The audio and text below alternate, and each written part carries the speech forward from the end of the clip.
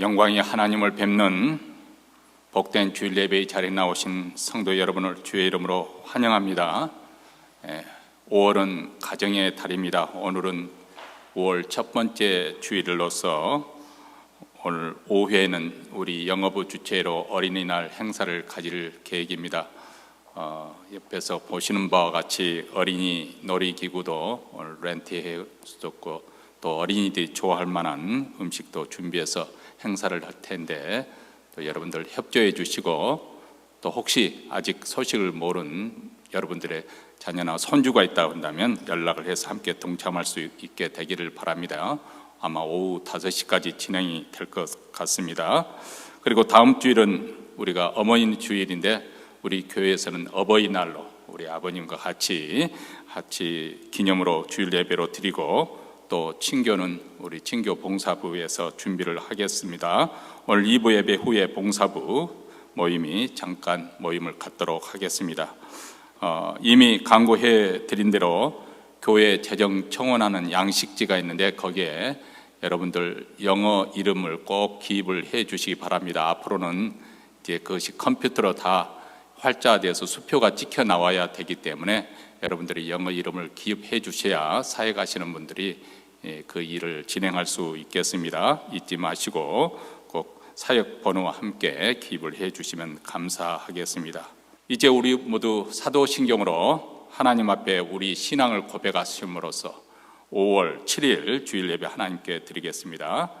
전능하사 천지를 만드신 하나님 아버지를 내가 믿사오며 그의 아들 우리 주 예수 그리스도를 믿사오니, 이는 성령으로 잉태하사 동정녀 마리아에게 나시고 본디오 빌라도에게 고난을 받으사 십자가에 못 박혀 죽으시고 장사한 지 사흘 만에 죽은 자 가운데서 다시 살아나시며 하늘에 오르사 전능하신 하나님 우편에 앉아 계시다가 저리로서 산 자와 죽은 자를 심판하러 오시리라.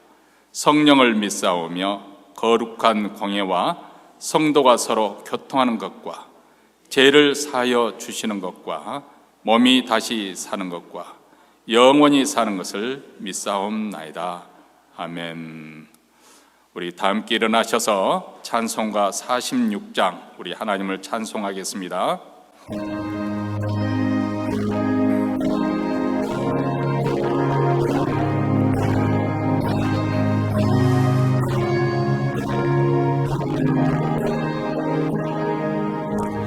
찬양하라 복되신 구세주 예수, 백성들아 사랑을 전하세. 경배하라 하늘의 전문가 천사, 주님 앞에 영광을 돌리세. 목자같이 우리를 지키시고 종일 품에 늘 안아주시니, 찬양하라 높으신 권세를 찬양, 찬양, 찬양 영원히 부르세. 찬양하라 복되신 구세주에 우리 대신 죽임을 당했네. 구주 예수 영원한 구원의 소망, 경배하며 겸손히 절하세. 찬양하라 우리 죄 지신 예수, 그의 사랑 한없이 크셔라.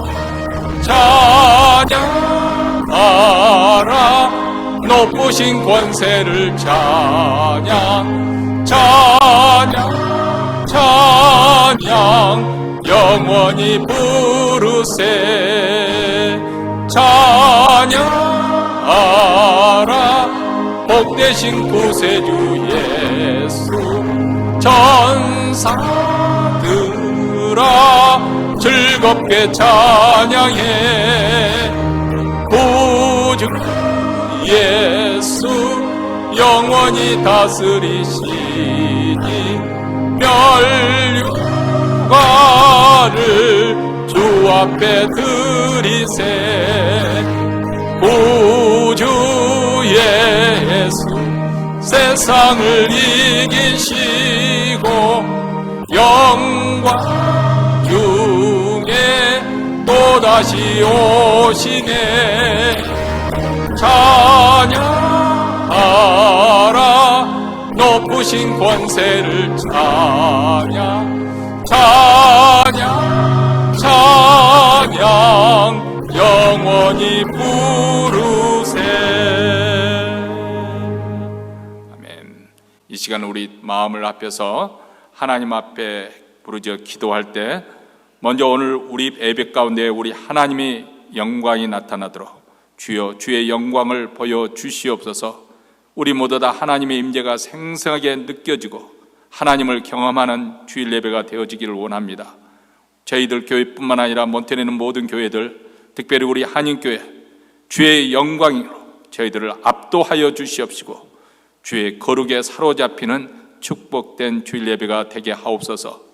두 번째로는 가정의 달을 맞이해서 특별히 우리가 북한 동포를 위해서, 그 중에서도 우리가 탈북하신 분들이 10만 명이 넘는 분들이 가정이 생리별하고 인권이 유린되고 억압 속에서 숨어 살아야 하는 비참한 가운데 이렇게 또 팔려나가는 그러한 어둠 권세 아래에 있는 우리 북한 주민들, 특별히 탈북자들을 불쌍히 여겨주시고 또 전쟁 가운데는 나라들을 불쌍히 여겨주시옵시고 다시금 이 땅에 가정이 깨어지고 분열되고 헤어지는 그러한 가정 가운데 치유와 회복의 역사가 일어나기를 위해서 이 시간 이렇게 우리 북한 동포를 위해서 특별히 탈북자들을 위해서 특별히 기도하는 시간을 갖겠습니다. 마지막으로 또 우리 자신과 우리 가정의 기도 제목을 가지고 하나님 앞에 나가십시다. 우리 자녀들을 위해서, 우리의 장래 삶과 우리의 직장과 사업들을 위해서, 우리의 신앙을 위해서, 우리 가운데 또 병석에 누워 계신 분, 아프신 분들 치유의 역사가, 하나님 병든 자들이 오늘 예배 가운데 치유의 역사가 임하게 하셔서 벌떡 일어나게 하여 주시고 귀신이 쫓겨나가게 하시고 어두운 권세가 소멸되며 우리 하나님의 진리의 역사로 또 성령의 역사로 회복되고 치유되는 역사, 그러한 부흥이 우리 교회에 임하게 하옵소서. 우리 가정에 그런 치유의 역사가 임하게 하옵소서. 이러한 간절한 기도 제목으로 하나님 앞에 다 함께 통성으로 기도하겠습니다. 은혜로우시고 자비로우신 하나님 아버지, 오늘도 복된 주일 예배를 맞이하여 그리스도의 피를 힘입어 은혜 보좌 앞에 나왔습니다.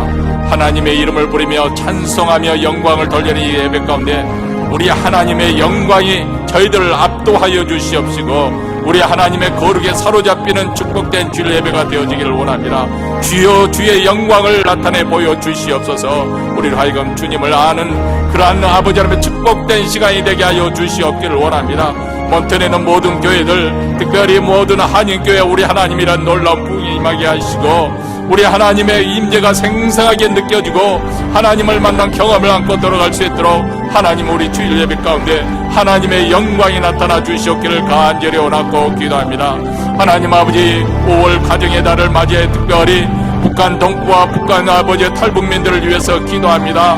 아버지 하나님의 가정이 찢어지고 아버지의 인권이 유린당하고 아버지의 삶에서 인신매매로 팔려나가고 억압과 탄압과 두려움에 전전긍긍하고 있는 아버지가 사랑하는 동포들을 주여 불길히 여겨주시기를 원합니다. 아버지의 철의 정권 아래서 신음하고 있는 동포들 하루속히 복음으로 동일되게 하여 주시옵시고 우리 하나님 다시금 한번 아버지 우리 민족의 아버지의 자유롭게 되어지는 놀라운 은혜의 역사가 일어나기를 원합니다. 독재 정권으로부터 자유케 하여 주시고 아버지의 물씬 만능 만몬의 신으로부터 자유케 되는 귀한 역사가 일어나기를 간절히 원하고 기도하오니 아버지 헤어져서 흩어져 살며 고통받고 있는 나라들 아버지 하나님의 전쟁으로 아버지와 숨죽이며 살고 있는 나라들 주께서 긍휼히 여기시기를 원합니다. 오늘도 아버지 하나님의 사랑하는 백성들 가정마다 기도 제목을 가지고 주님 앞에 나와 아뢰입니다. 선하신 우리 하나님 아버지께서 우리 기도를 들어 응답하여 주시옵소서. 자녀들을 축복하며 기도합니다. 손주들을 위해서, 자손들을 위해서 기도합니다. 우리의 직장과 사업들을 위해서 우리의 노후 삶을 놓고 하나님 앞에 기도합니다. 무엇보다도 우리의 신앙을 놓고 기도합니다. 하나님 아버지, 우리로 하여금 끝까지 믿음을 지키게 하여 주시고 우리 하나님 나라를 위해서 충성하는 자가 되게 하여 주시고 오늘도 아버지 하나님 나라가 힘있게 임하여서 아버지의 병든 자들이 치유되는 놀라운 역사, 치유의 역사가 일어나길 원합니다. 상한 심령들이 고침을 받게 하여 주시고 우리 하나님 아버지 다시 한번 우리 하나님 선하심을 맛보는 축복된 예배가 되도록 주여 주께서 오늘 이 자리에 임재하여 주시고 우리를 만져주시며 우리를 위로하시고 공부하시고 우리 가정을 회복시키시는 하나님의 거룩의 역사가 임하게 하여 주시옵기를 간절히 원하고 기도하오니 오 하나님 아버지, 이 자리에 충만하게 역사하여 주시고 우리 하나님의 은혜로우심과 자비로우심과 선하심을 알게 하여 주시옵기를 간절히 원하고 감사합니다. 하늘에 계신 우리 아버지여, 이름이 거룩히 여김을 받으시오며 나라에 임하오시며 뜻이 하늘에서 이룬 것 같이 땅에서도 이루어지이다. 오늘날 우리에게 일용할 양식을 주옵시고 우리가 우리에게 죄인 자를 사하여 준 것 같이 우리의 죄를 사하여 주옵시고 우리를 시험에 들게 하지 마옵시고 다만 악에서 구하옵소서. 대개 나라와 권세와 영광이 아버지께 영원히 싸움나이다. 아멘. 하나님 말씀은 에베소서 6장입니다. 6장 1절부터 4절 말씀 우리 다 같이 한 목소리 읽겠습니다. 자녀들아, 너희 부모를 주 안에서 순종하라. 이것이 옳으니라. 내 아버지와 어머니를 공경하라. 이것이 약속 있는 첫 계명이니 이는 내가 잘되고 땅에서 장수하리라. 또 아비들아, 너희 자녀를 노엽게 하지 말고 오직 주의 교양과 훈계로 양육하라. 아멘. 모세의 오경 중에 하나인 신명기 책은 모세가 가나안 땅에 함께 이스라엘 백성과 함께 건너가지 못하고 그 가나안 땅을 바라보면서 세 차례에 걸쳐서 동일한 주제를 가지고 설교한 그것을 묶은 책이 신명기라는 책입니다. 동일한 주제라고 하는 것은 바로 어떤 내용이냐면 너희가 이제 가나안 땅에 건너가서 하나님께서 너희 그 땅을 차지하게 할 텐데 그래서 너희가 그 땅에서 난 소산으로 풍족하고 또 부요하게 살 때 이 모든 것을 가능케 하신 너희들에게 허락하신 여호와 하나님을 잊지 말라. 여호와 하나님을 기억하라. 이것이 그 신명기에서 면면이 흐르고 있는 주제입니다. 그리고 이 모세를 이어서 후계자가 된 여호수아가 이스라엘 백성을 이끌고 가나안 땅에 들어가고 그곳에 정착하게 됩니다. 그러면서 여호수아가 세상을 떠나기 전에 여호수아서 24장 15절에 이렇게 선언합니다. 만일 여호와를 섬기는 것이 너희에게 좋지 않게 보이거든 너희 열조가, 그러니까 아브라함 그 선조 이전에 강 저편에, 여기서 강이라는 것은 유프라테스 강, 티그리스 강, 왜냐하면 아브라함이 그 갈대아 우르에서 원래 나왔지 않습니까? 강 저편에서 섬기던 신이든지, 그때는 너희 조상들이 우상을 섬겼다는 것이죠. 혹 너희의 거하는 땅 아모리 사람, 이 가나안 땅의 족속들이 섬기는 신이든지 너희 섬길 자를 오늘날 택하라. 오직 나와 내 집은 여호와를 섬기겠노라. 이렇게 말합니다. 다른 사람들은 몰라도 나와 내 가정은 여호와를 섬기겠다 선포합니다. 그리고 여호수아와 그 당대 사람들, 특히 여호수아가 죽은 후에도 여호수아와 함께 동행했던 장로들이 살아있을 동안에는 이스라엘 백성들이 하나님을 섬겼다, 하나님을 믿는 신앙에서 떠나지 아니하였다고 했습니다. 그런데 그 다음 세대가 문제였습니다. 그래서 사사기에서 2장 10절에 보면 그 세대 사람도 다 그 열조에게로 돌아갔고 그 후에 일어난 다른 세대는 여호와를 알지 못하며 여호와께서 이스라엘 위하여 행하신 일도 알지 못했더라. 자, 여기에 우리가 주목해야 될 것은 다른 세대라는 말을 표현을 했습니다. 그 다음 세대라고 말하지 않고 다른 세대. 그 다른 세대는 여호와를 알지 못하고 여호와께서 이스라엘 위하여 행하신 일, 과거에 이스라엘 하나님께서 어떻게 이스라엘에게 구원을 베풀어 주는 행하신 일을 알지 못했다. 정말 이스라엘 백성들이 하나님을 알지 못했던 것일까요? 살면서 한 번도 하나님에 대해서 들어보지 못했던 것일까요? 그러지 않습니다. 하나님이 그들을 위해서 행하신 일, 가령 예를 들어서 애굽에서 10가지 재앙으로 그들을 전격적으로 구출하신 일, 또 홍해와 요단강이 범람하는 그때 마른 땅같이 건널 수 있도록 강을 갈라주셨던 하나님의 그 기적적인 역사, 날마다 만나를 내려주시고 반석에서 생수가 터지게 하시고 낮에는 구름 기둥으로 밤에는 불 기둥으로 인도하신 그 모든 스토리를 그들은 가령 예를 들어서 오늘같이 텔레비전, TV나 스마트폰이나 또 아이패드 같은 그런 것이 없기 때문에 밤에 무슨 일이 있겠어요? 그냥 앉아서 모닥불 피면 옛날 이야기 하지 않겠습니까? 늘상 들었던 이야기입니다. 그들에게 아들아 하나님께서 말씀하셨네 그러면 아버지 그가 누구예요? 이렇게 말할 수는 없는 거죠. 왜냐하면 어렸을 때부터 들어왔으니까요. 그런데 알지 못했다 이 말은 그들이 지식적으로 하나님을 알지 못했다 그 말이 아니라 여기서 성경에서는 알다, 이 야다라는 이 동사는 우리가 잘 아는 것처럼 이것은 관계적이고 또 체험적으로 아는 것을 의미합니다. 하나님을 안다는 것은 하나님과의 관계 속에서 그분이 어떤 분이신지, 그분이 내게 어떤 은혜를 베푸시는지 경험적으로 알게 된다는 거예요. 이분이 정말 신뢰할 만한 분이신지, 내 인생을 그분에게 맡겨도 좋을 것인지, 크고 작은 일을 통해서 그분을 아는 것이죠. 그래서 그분을 알기 때문에 우리는 그분을 믿는 것이고 더 신뢰하는 것입니다. 그런데 여호수아 이후의 백성들은 그 하나님을 알지 못했다. 여러분, 이스라엘에게는 하나님이 함께 하시는 다른 백성들과 다른 열방과는 다른 특별한 역사, 의식이란 게 있습니다. 히스토리가 있습니다. 하나님의 백성으로 그들이 조상으로부터 이어받은 신앙의 유산입니다. 그 역사에 담겨있는 신앙을 그런데 그들이 이어받지 못했다는 것이죠. 왜냐하면 그 역사는 나와는 하등에 상관이 없는 옛날에 그런 일이 있었다 그 정도, 지금 현재 내 삶에 전혀 어떤 연결점을 찾지 못하는 그런 스토리가 되어버리고 말았다는 것입니다. 다시 말해 이스라엘 역사 이야기를 들으면서도 단지 지식적으로만 안다면 그 역사에 담겨있는 그 정신과 그리고 오늘 이 시대에 사는 우리에게 어떤 교훈을 주는 것인지 그것이 연결되지 않는다면 아무 소용이 없는 것이죠. 내게 어떤 의미인지, 그것이 내게 어떻게 인생을 살라고 가르치는 것인지 아무런 영향을 주지 않는다고 한다면 그것은 아는 것이 아니라 그 말입니다. 다시 말하면 하나님을 알지 못한다는 것은 지식적으로 하나님을 알지 못한다는 것이 아니라 그들의 삶 속에 하나님이 전혀 상관이 없는, 한마디로 하나님이 그들의 삶의 중심이 되지 못하고 있다는 것이죠. 그들은 하나님을 잊고 산 것이죠. 아버지가 아들에게 하나님을 아는 지식을 전수해 주지 못했습니다. 하나님이 어떤 분이신지, 그분이 무엇을 기뻐하시고 무엇을 싫어하고 무엇을 미워하시는지, 그분을 어떻게 우리가 섬겨야 하는 것인지, 그분의 백성으로서 어떻게 사는 것이 합당한 것인지 그것을 배우지 못했다는 것입니다. 참 가슴 아픈 일이죠.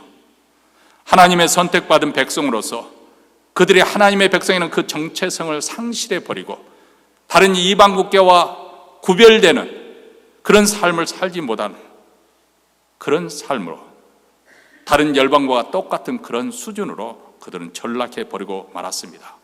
그래서 그들은 하나님께서 그렇게 경고하시던 그 일, 가나안 족속들의 풍습을 좇지 말고 우상을 섬기지 말라는 그것을 쫓아 살게 된 것이죠. 사사기서의 비극은 여기서부터 출발하는 것입니다.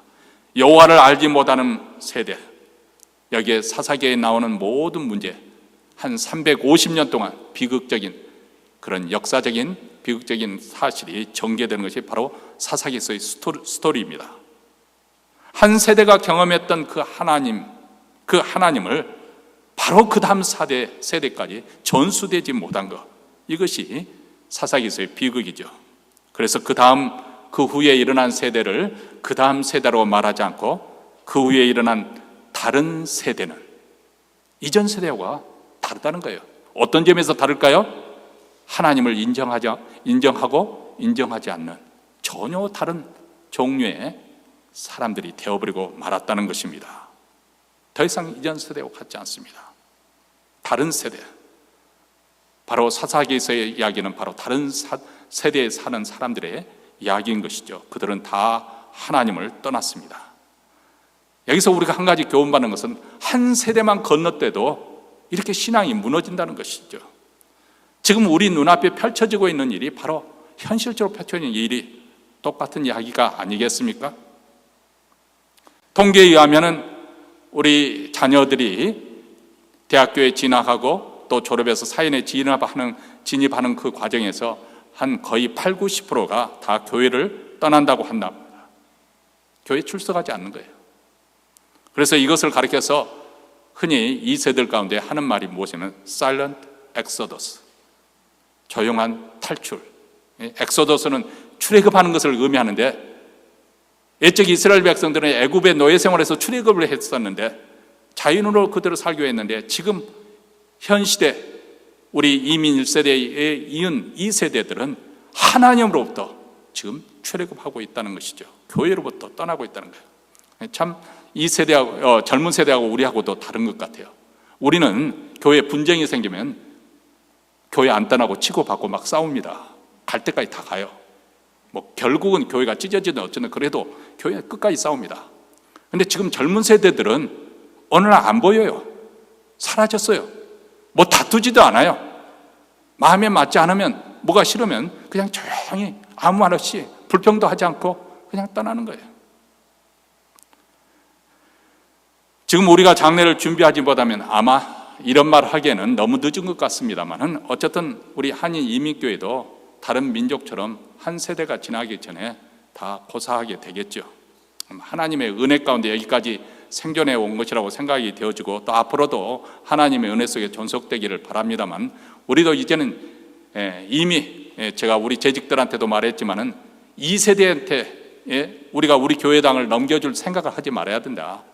이제는 이 이민의 생활에서 이제는 정착해서 미국 사니까 미국 사람들을 대상으로 해서 교회가 세워져야 되고, 그 사람들을 대상에 교회가 세워져서 우리 1세대 교회를 이어받아야 할 준비를 이미 그렇게 말을 했고, 또 그렇게 진행되도록 그렇게 할 생각을 하고 진행 중입니다. 어쨌든 우리가 주님을 섬긴다고 또 이민 생활에서 자녀 교육을 위해서 건너와서 수고를 하고 했지만은, 만약에 우리 자녀들이 하나님의 축복 가운데서 그 은혜의 길을 걷기를 거부하고 떠나버린다면, 어떤 의미에서는 우리가 이민의 목적에서 아주 멀어져 버린, 가장 중요한 목적을 놓쳐버린 셈이 될 것입니다. 물론 우리 자녀들이 정말 좋은 대학교에 들어가게 되고, 또 졸업해서 좋은 직장에 가서 돈을 많이 벌고, 그래서 부모의 자랑이 되고, 또 그들이 돈 벌면 또 부모를 챙겨주는 자녀들도 많이 있지 않습니까? 그 용돈도 챙겨주고, 그래서 좋다고 합니다. 다 좋은데 한 가지 아쉬운 것은 저들이 신앙생활을 바쁘다는 핑계로 못하고 있다고 그렇게 말합니다. 그런데 어떤 면에서는 한 가지 아쉬운 것, 그 한 가지 아쉬운 것이 아니라 어쩌면 전부를 놓치면서 우리 자녀들이 살고 있지는 않는가, 그런 생각을 해봅니다. 그렇지 않습니까? 다른 거 아무리 잘 되더라도 하나님을 놓치고 산다면 전부를 놓치고 사는 것과 똑같은 것이죠. 우리 1세대가 자녀들을 위해서 그렇게 희생하였기 때문에, 헌신했기 때문에 그 다음 세대는 물론 더 큰 것을 누리게 되고 더 많은 풍족하게 살게 될 것은 분명한 사실이지만, 그러나 하나님을 모르고 산다면 비극이지요. 그래서 어쨌든 우리 세대가 책임지고 노력해야 할 부분은 어떻게 하면 다음 세대를 위해서 우리 신앙을 전수해 주는 것인가, 이것이 우리가 또 낭비해진 숙제이고 몫이라고 합니다. 솔직히 이 점에 대해서는 뭐 나름대로 여러분들도 수고를 하였겠지만은 다 부족함을 느꼈을 것이고 아쉬운 부분이 있을 것입니다. 그렇기 때문에 우리는 오늘 말씀을 들으면서 뭐 누구 잘못했다 그것이 아니라 우리 모두 다, 우리 세대 모두 다 이런 부분에서 각성하면서 우리가 겸손하게 하나님 앞에 매달 기도하지 않을 수가 없는 것이죠. 올 가정의 달을 맞이해서 우리가 오늘 말씀, 부모와 자녀의 관계에 대해서 말씀을 감히 드리려고 합니다. 여기에 뭐 권사님들도 장로님들 계시니까 제가 신앙의 연배이시고 또 인생 경험의 연배이시면 뭐라고 말씀드리기, 다만 하나님의 말씀이 어떤 길이 우리 가정이 축복받는 길인가 하는 것만은, 그 원칙만은 우리가 시대가 달라져도 우리가 원칙을 고수해야 될 것이 아닌가 해서 함께 말씀을 나누려고 합니다. 오늘 본문에서 보면 먼저 자녀들에게, 부모들에게 순종하고 공경하라, 현대인들이 가장 싫어하는 단어들이고 거부감을 느끼고 마음이 불편한 단어들이죠. 순종한다, 공경한다. 1절에 자녀들아 너희 부모를 주 안에서 순종하라, 이것이 옳으니라, 이렇게 말합니다. 그 당시 로마 제국에서 어린이들의 인권은 아무것도 아니었습니다. 우리 한국도 아이들에 대해서는 의견을 취급하고 무시해버렸잖아요. 그래서 소파 방정환 선생님이 어린이날을 제정해가지고 어떻게든지 어린이들을 보호하자, 잘 키우자. 그래서 어린이날 행사가 시작된 거 아니겠습니까? 그 당시 2000년 전 더더구나 모든 게 다 아버지 권한 아래에 있었습니다.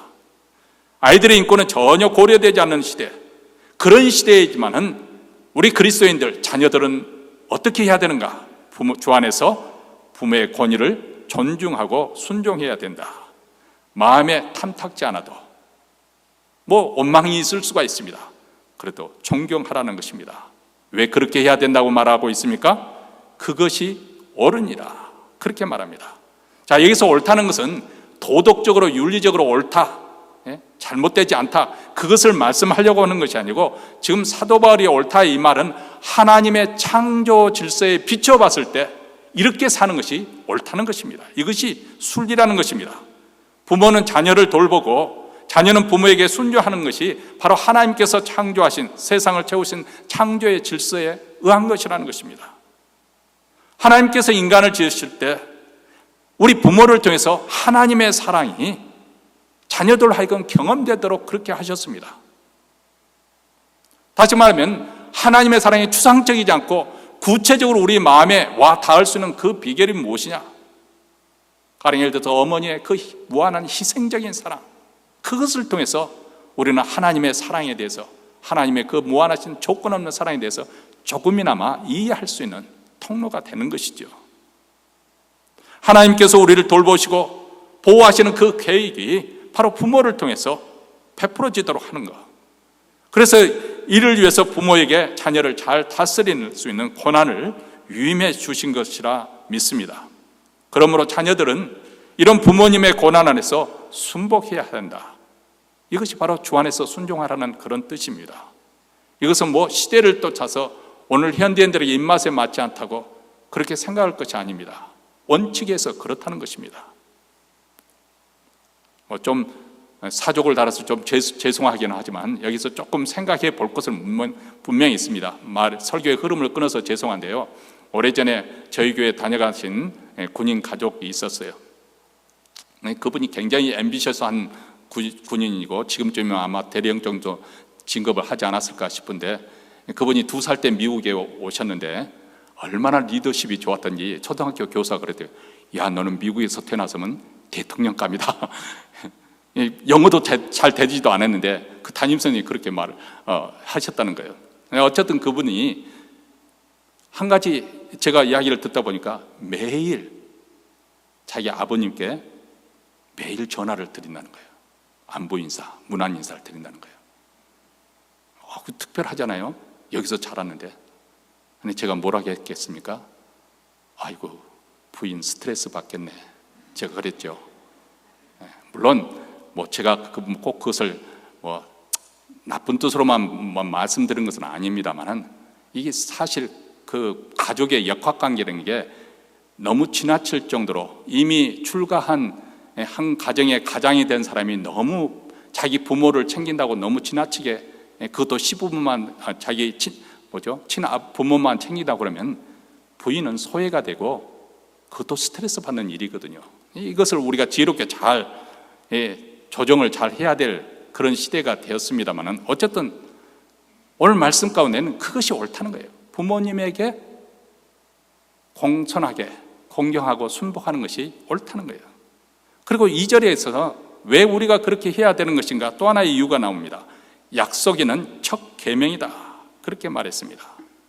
하나님께서는 우리에게 부모를 공경하라고 명령하시며 동시에 이 계명을 지키면 우리를 축복하시겠다. 그 축복의 내용이 3절에 나와 있습니다. 땅에서 잘 되고 장수할 것이다. 10계명 가운데 오직 5번째 계명, 한번 여러분 10계명을 다시 한번 찾아서 읽어보시기 바랍니다. 오직 5번째 계명에만 부모를 공경하는 자에게 이런 축복을 주시겠다고 약속을 하고 있습니다. 특별하지 않습니까? 왜 부모님 공경의 첫 계명이 될까? 우선 그것부터 생각해 봅니다. 우리가 10계명, 이 10가지의 계명 중에서 1계명부터 4계명까지는 하나님과 우리 인간 사이의 그 관계에서 우리가 지켜야 될 계명입니다. 그리고 5계명부터 10계명까지는 사람과 사람 사이의 관계, 우리가 어떤 것을 지키면서 사람들을 대하며 또 사회에서 살 것인가, 그것이 나머지 계명의 이야기입니다. 근데 사람과의 관계에서 가장 먼저 주신 5번째 계명이 바로 부모를 공경하라는 거예요. 그래서 첫 계명이 되는 것입니다. 출애굽기 2장 20장 12절을 보면 내 부모를 공경하라, 그리하면 내 하나님 여호와가 내게 준 땅에서 내 생명이 길리라, 이렇게 말했습니다.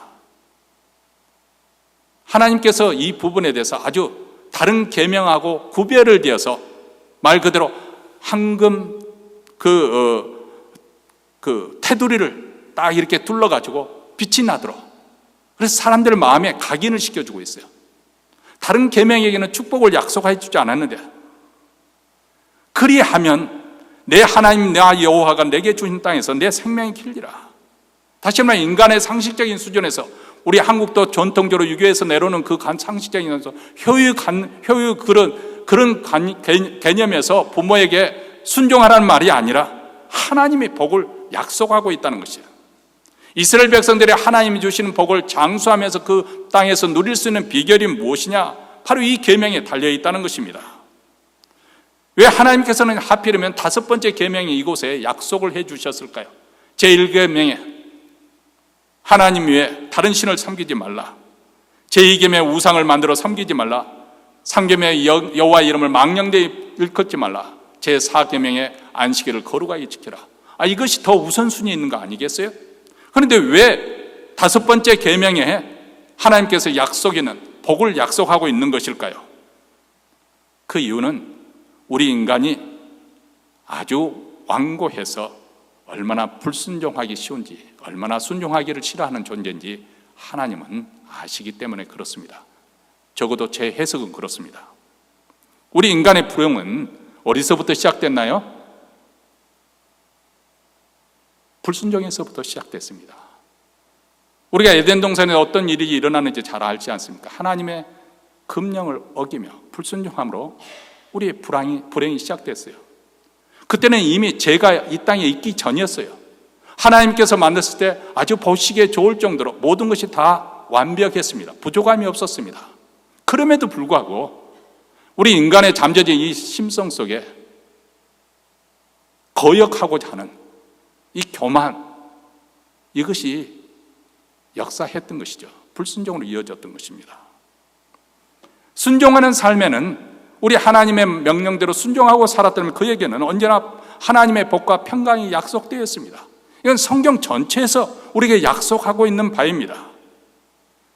그런데 인간은 스스로 교만해서 들나귀처럼 방황하게 되었고 암sob처럼 완강해서 자기가 굴러온 복을 발로 걷어찬 것이죠. 이것이 불행의 씨앗이라는 거예요. 행복의 근원이 되시는 하나님을 거부한 것이죠. 그래서 우리 하나님께서는 우리로 하여금 부모로부터 순종하는 도리를 배우기를 원하십니다. 왜냐하면 하나님은 보이지 않으셨는데 그 하나님께 순종한다는 것을 구체적으로 어디서부터 배우는 것인가? 어린아이에게 할 때 처음부터 A, B, C, D, 가가, 격여 그렇게 가르치는 것처럼 처음부터 가르쳐주는 그 걸음마를 어떻게 바로 부모에게 순종하는 것을 배움을 통해서 하나님을 공경하는, 눈에 보이지 않는 하나님을 순종할 수 있는 그 훈련이 어디서부터 시작되냐? 바로 가정에서 부모의 순종함을 통해서 배우라는 것입니다. 하나님의 은혜를 누리고 모든 복을 받을 수 있는 그 길은 바로 우리의 성품이, 이 거역하고자 하는 불순종의 성품이 변해서 순종의 성품으로 바뀌어질 때 가능한 것입니다. 여러분 한번 이 주제에 대해서 깊게 생각해 보세요. 나는 그래도 비교적 효도를 잘하고 부모에게 뜻에 거슬리는 적이 별로 없는데요, 그렇게 지금 살아왔네. 근데 가만히 지금 현재 내가 살고 있는 모습 가운데 우리가 얼마나 교만하고 있는지. 그렇잖아요. 누가 뭘 지시하면 해야 되는 일임에도 불구하고 괜히 싫어지는 거예요. 하기 싫은 거예요. 애들이 첫 번째 배우는 게 뭐예요? No. 이것부터 배우잖아요. 자기 마음대로 하겠다는 거예요. 이제 더 이상 지시에 따르지 않겠다. 이것을 길들이는 것이 일평생 우리가 하는 법을 배우는 거예요. 예? 물론 저도 부부싸움을 할 때가 있습니다. 요즘에는 걸려와서는 별로 싸울 일이 없습니다만은, 애들 키우는 그 과정 속에는 스트레스가 많다 보니까 참 싸울 때도 있습니다만은, 그러나 끝까지 가지 않고 내가 좀 억울하다고 생각되기도 하지만은, 그래도 내가 먼저 고개 숙이려고 하는 이유는 뭐냐? 달리하는 건 물론 이제 빨리 좀, 우리 남자들은 그렇잖아요. 그냥 잔소리하면 싫으니까 빨리 그것을 줄여요. 그래, 알았어. 잘못했어 이렇게 넘어가려고 하는, 그것도 없지 않아 있지만은, 가장 중요한 것은 하나님 앞에 순종하는 것을 배워야 되는 거예요. 내 완악하고 고집스럽고 강팍한 내 마음을 꺾고 내 아내의 뜻에 굽혀주는 것, 이게 바로 순종하는 법을 배우는 거죠. 이것은 우리가 일생 동안 어려서 부모에게 순종하는 법을 배우고, 학교에 가서는 선생에게 순종하는 법을 배우고, 직장에 가서는 상관에게 순종하는 법을 배우고, 그리고 결혼해서는 피차 복종하는 것, 순종하는 법을, 우리가 목숨 이 세상 다 하는 그날까지 순종하는 법을 배우는 거예요. 왜냐하면 그것이 하나님의 복을 받아 누리는 길이기 때문에 그렇습니다. 불순종의 자식이었던 우리가 순종의 자식으로 변화되는 것. 그래서 에베소서 5장에서는 성령 충만하라 그렇게 명령한 후에 그리스도를 경외함으로 피차 복종하라, 우리에게 이렇게 말씀합니다. 물론 아내들아 남편에게 순종하라 그렇게 말씀 나누고, 남편들아 아내 사랑하기를 주께서 교회를 위해서 자기 목숨을 내준 것처럼 사랑하라 그렇게 나오지만은, 그 전에 대전제가 무엇이냐? 피차 복종하라는 거예요. 피차 복종하고 사는 것, 복종하는 것이 바로 성령 충만하고 긴밀한 연관관계가 있다는 것입니다. 우리 그리스도인들의 풍성한 삶을 살려면은 불순종의 영을 따르지 않고, 이 마귀의 역사를 따르지 않고 순종의 영이신 성령을 쫓아 살아야 된다. 순종의 삶이 그래서 요구되는 것입니다. 우리가 이렇게 성령에 충만해서 성령의 사람을 순종하며 살면은 우리의 삶이 자연적으로 부유해지고 풍성해질 수밖에 없어요. 이건 꼭 세상적인 물질적인 면에서 부자가 된다, 그 말이 아닙니다. 하나님의 생명이 우리 영혼에 부어지고 공급되음으로 말미암아서 우리 삶 속에 신령한 열매들, 성령의 열매들, 사랑과 희락과 화평과 오래참과 자비, 양성, 충성, 온유, 절제, 이런 열매가 맺혀지기 시작합니다. 다시 한번 우리 삶 속에, 우리 인격 속에 예수님의 향기가, 그리스도의 향기가 풍기기 시작한다, 그 말입니다. 하나님이 함께 하시기 때문에 형통한 삶이 열리는 것입니다. 문제가 다 해결되고 문제가 없어지고 그런 뜻이 아니라, 어렵고 힘든 상황에서도 하나님이 함께 하심으로 형통한 거예요. 요셉이 노예로 가서 바로의 집에서 노예 생활할 때도 하나님이 함께 하심으로 형통했습니다. 모함을 받아서 감옥소에 갔었는데 전옥에게 은혜를 입었습니다. 왜냐하면 전옥이 보니까 하나님이 함께 하시니까 그가 하는 일이 범사에 잘 되는 것을 보았거든요. 이게 바로 형통이에요. 하나님이 약속하시는 복을 충만히 누리는 사람, 그 가정이 복된 가정이죠. 그 자녀가 복을 받게 되고 그 사람으로 인해서 그 주위 사람들이 복이 임하는 줄 믿습니다. 우리 신앙인들에게 중요한, 또 어떻게 보면 조심해야 될 부분이 있습니다. 저도 그런 모습이 예전에 참 아무것도 모를 때 예수를 잘 믿어버린다는 그 열심 때문에 부모에게 그런 모습을 많이 보였는데요. 고르반이라고 하는 그것을 하는 그 단어가 나옵니다. 다시 말하면 부모를 공양하는 물질이 아까워서 고르반하고 선언하면, 고르반이라는 뜻은 하나님께 구별하여 드림이 되었다, 그런 뜻이에요. 이건 하나님께 드리기 위해서 구별된 것이다 하면은 그 물질을 하나님 부모에게 쓸 수가 없는 거예요. 사용하지 않아요. 그러니까 부모를 공양하기 싫어서 그런 식으로 피해가는 그런 것을 보고 우리 주님께서 애식하는 자라고 그렇게 무섭게 책망하시지 않습니까? 그래서 사도 바울도 이런 위선적인 태도를 가리켜서 이렇게 경고를 하죠. 누구든지 자기 친족, 특히 자기 가족을 돌아보지 아니하면 믿음을 배반한 자요 불신자보다 더 악한 자니라.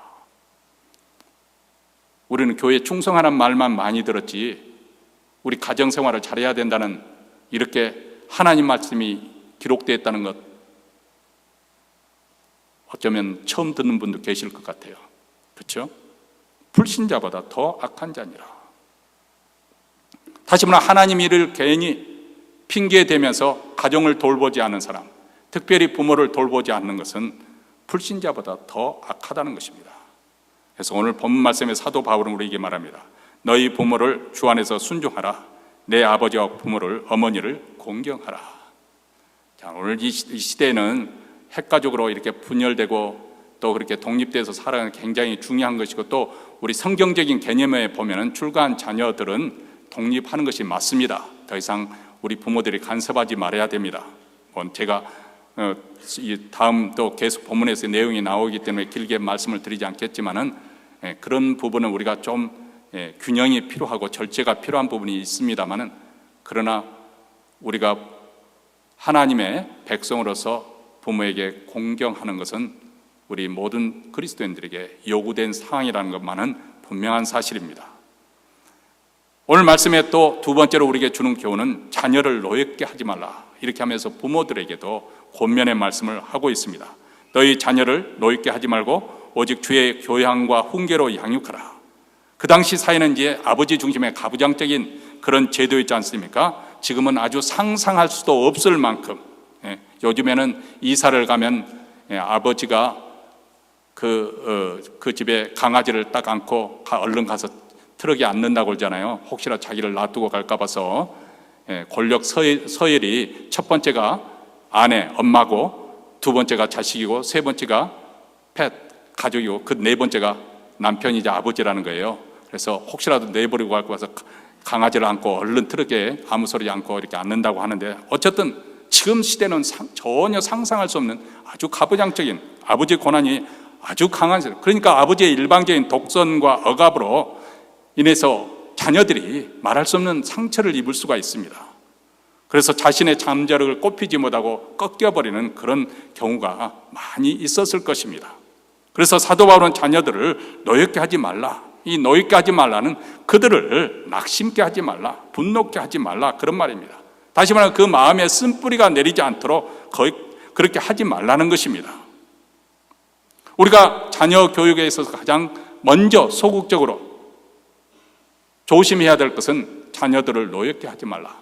그 마음이 다치지 않도록 우리가 배려할 줄 아는 어른이 되어야 되겠다고 생각합니다. 특별히 여기에 권사님들, 여러분의 권사님이나 장로님들 그러겠습니다만 장성한 자녀들, 우리가 유교의 그런 문화권에서 자랐기 때문에 자식들에 대해서는 생각 없이 쉽게 이전부터 해왔던 대로 이렇게 말하기가 쉽습니다. 그런데 우리가 한 번 더 생각하셔야 해요.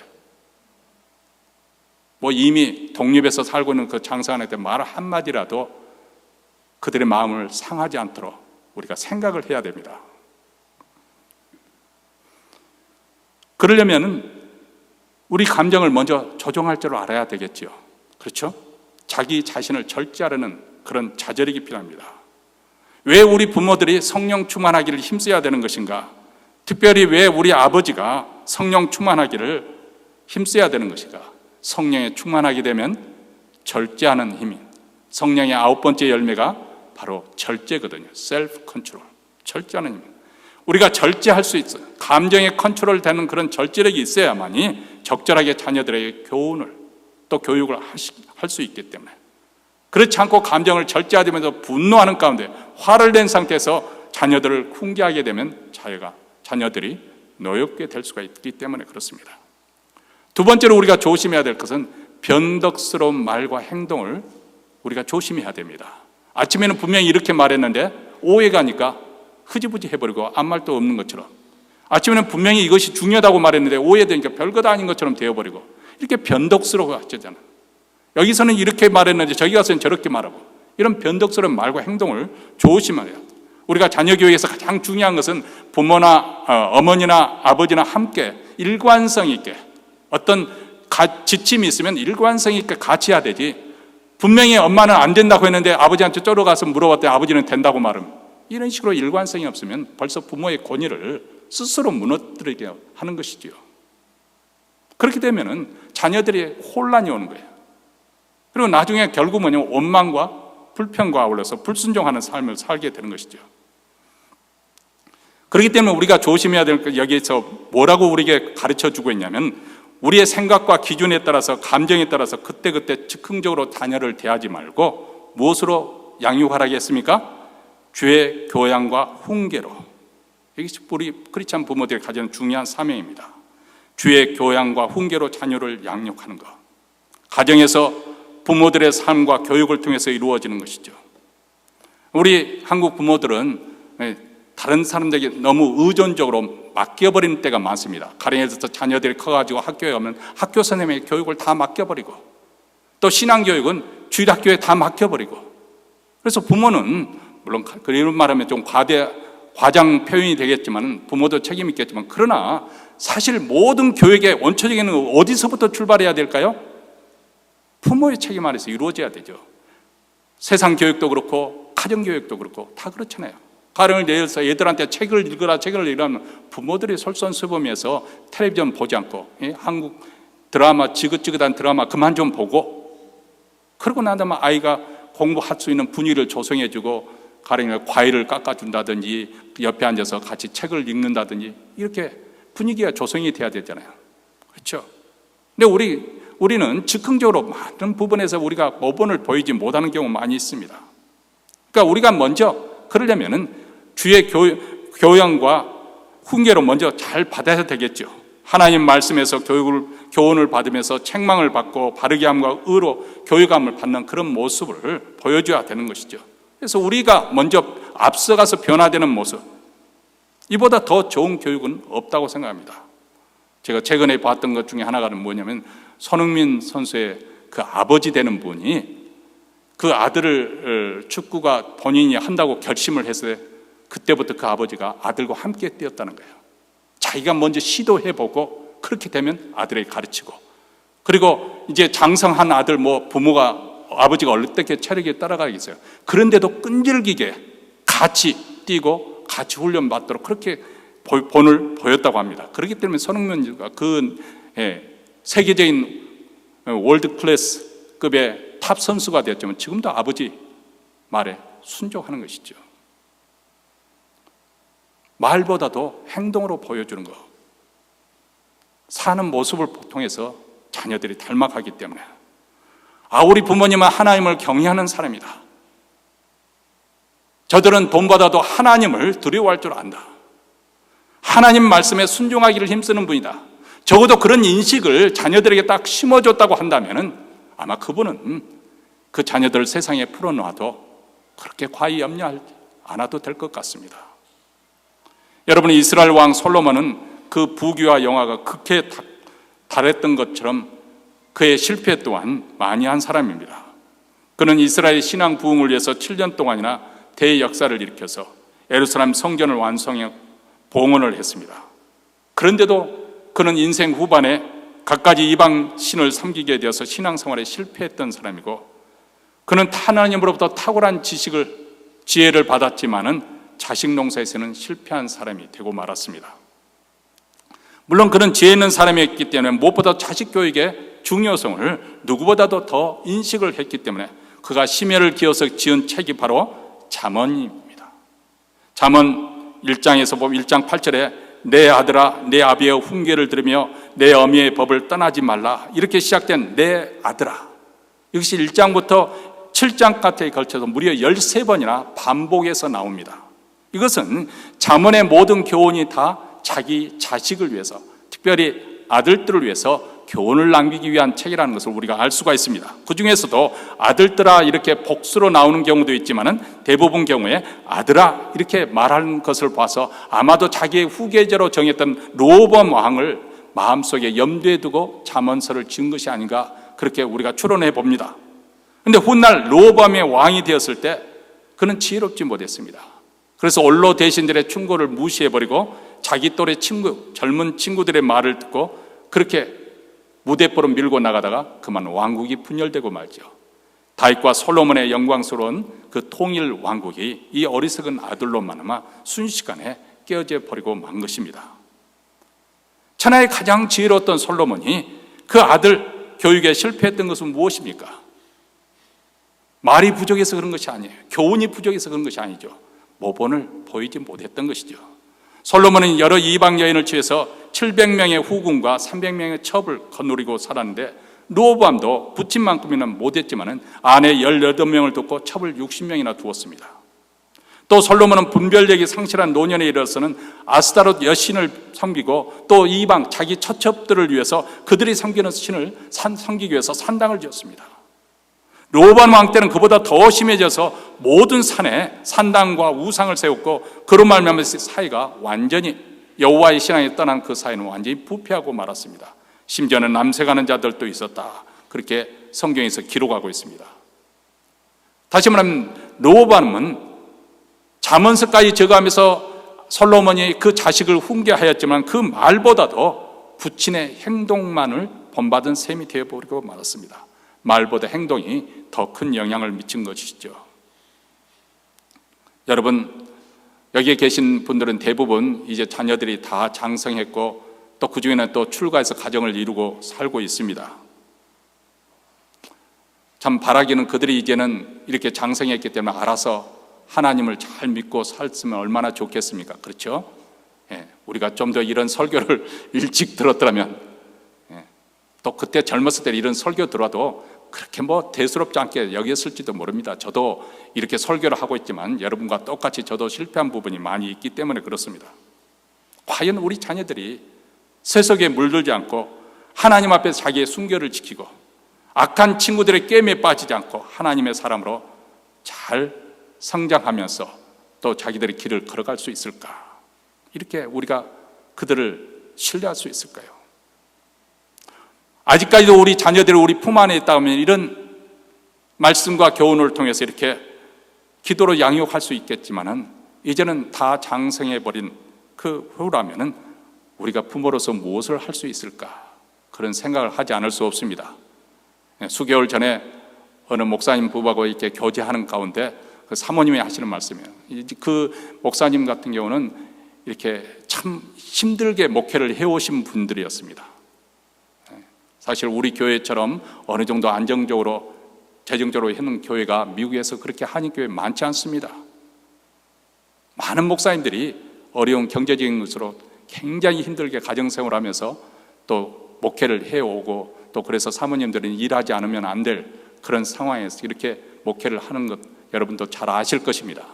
자, 이 목사님도 그런 목회를 험난하게 해왔어요. 그러다 보니까 어떨 때는 자녀들과 본의 아니게 어린 그 자녀들과 헤어져 살아야 될 그런 때도 있었고, 그런 자녀들이 강도를 만나는, 2번이나 그 집에 강도가 들고 얼마나 그 어린 두 아들들이 힘들었겠어요. 부모님이 안 계시는 그곳에서.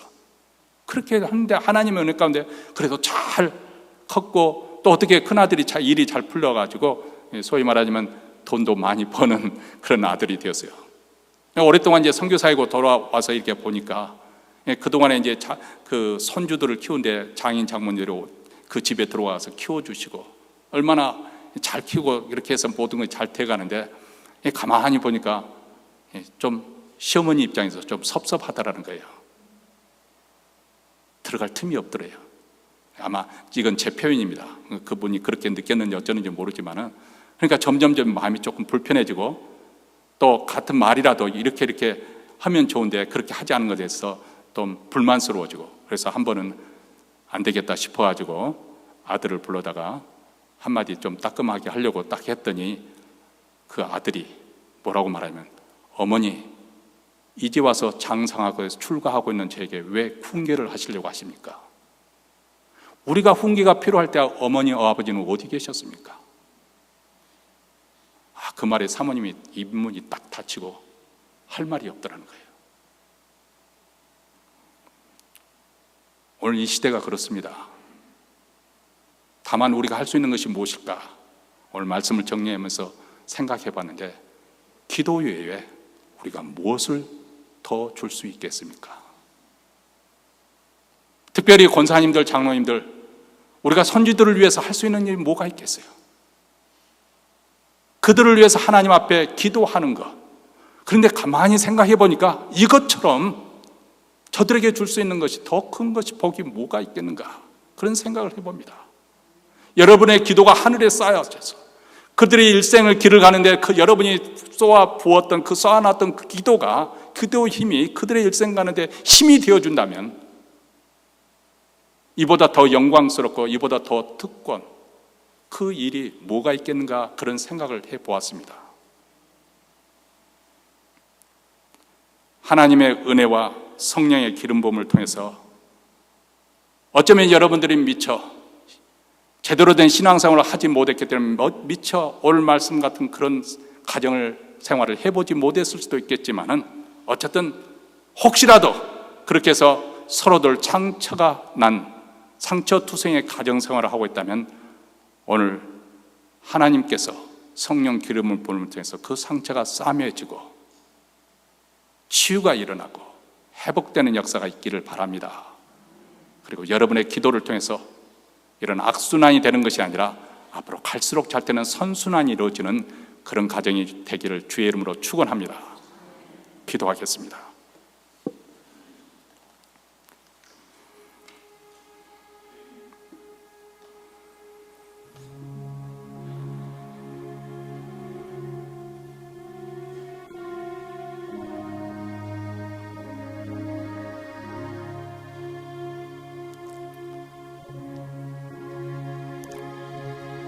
사랑하는 성도 여러분,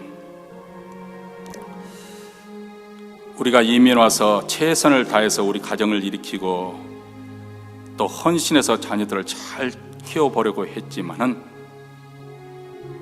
무심한 세월은 어느덧 다 흘러가 버리고 어쩌면 우리 생각 속에는 아쉬움과 후회와 그리고 낭망됨만이 남아 있을 수 있습니다. 마치 바람을 움키는 것처럼, 물을 움키는 것처럼 다 빠져나가 버리고 이제 홀로 남은 그런 자리에 서서 우리가 무엇을 할 수 있겠는가 생각해 봅니다. 저들에게 무엇을 줄 수 있을까요?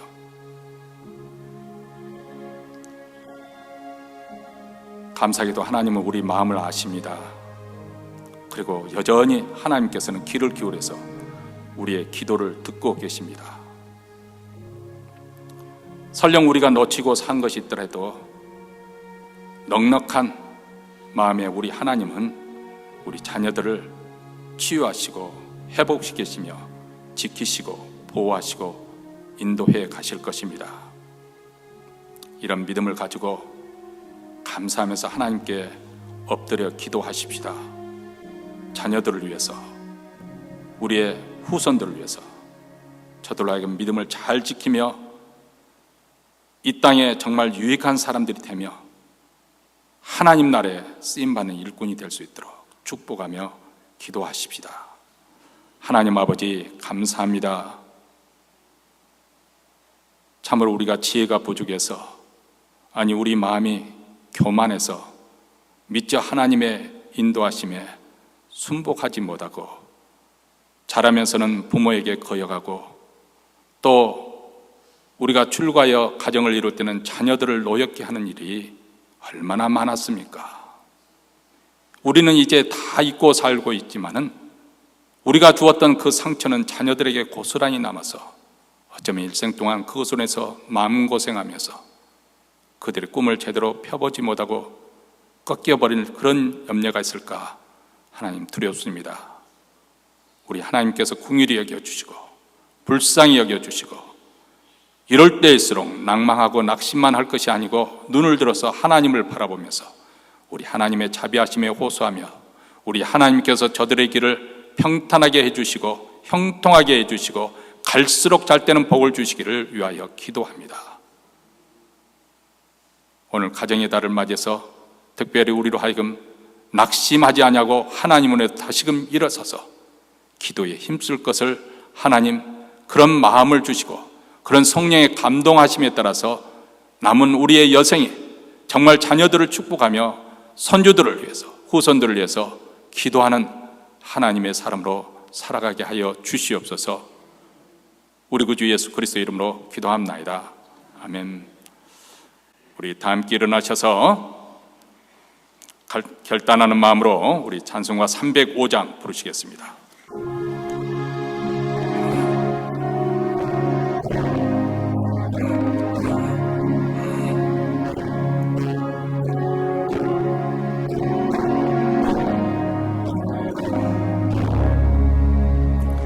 사철의 봄바람 불어있고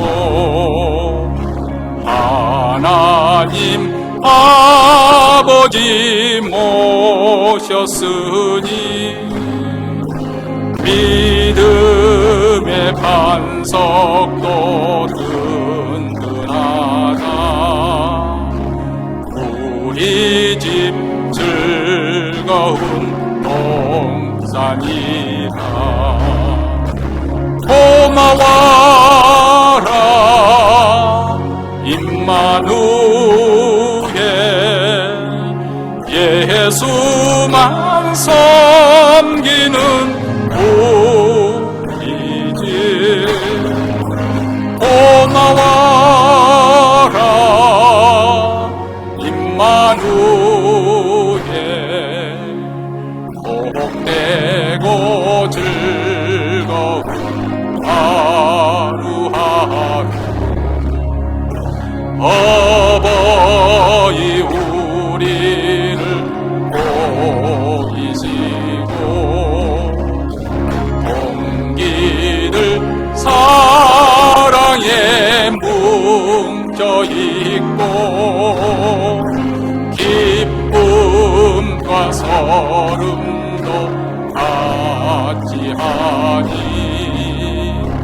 안간의 조가도 전국이다.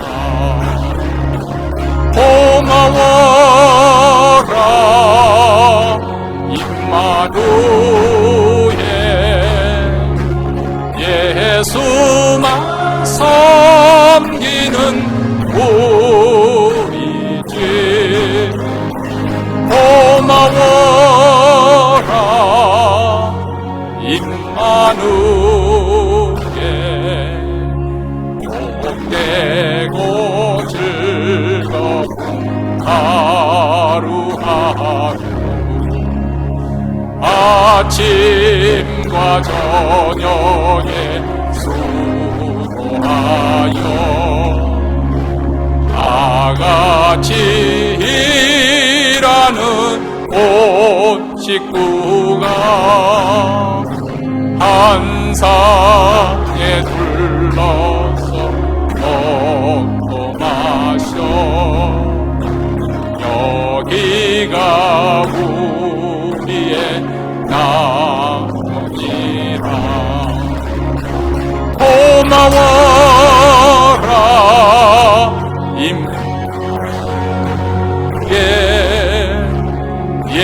예수만 섬기는 우리 집. 고마워라 임마누엘, 복되고 즐거운 하루하루. 이제는 우리 구주 예수 그리스도의 은혜와 하나님 아버지의 무한하신 사랑과 성령의 교통하심이 약속 있는 첫 계명에 따라 부모를 공경하고 자녀를 노엽게 하지 않냐며 하나님 말씀에 순복하기로 살기로 다짐하며 이 자리를 떠나는 사랑하는 주의 백성들, 그 가정과 기업과 그리고 교회 위에 영원토록 함께 있을지어다. 아멘.